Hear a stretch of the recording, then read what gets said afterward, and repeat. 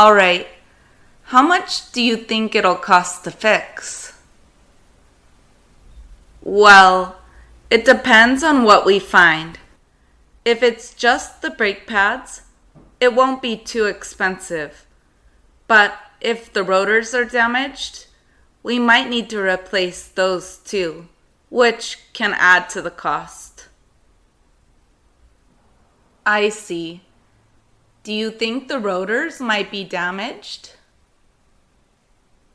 It's possible, especially if you've been hearing grinding noises. But let me take a look first before we jump to any conclusions. Fair enough. I just want to make sure that my car is safe to drive. Thanks for watching this video. Don't forget to subscribe to my channel. See you soon.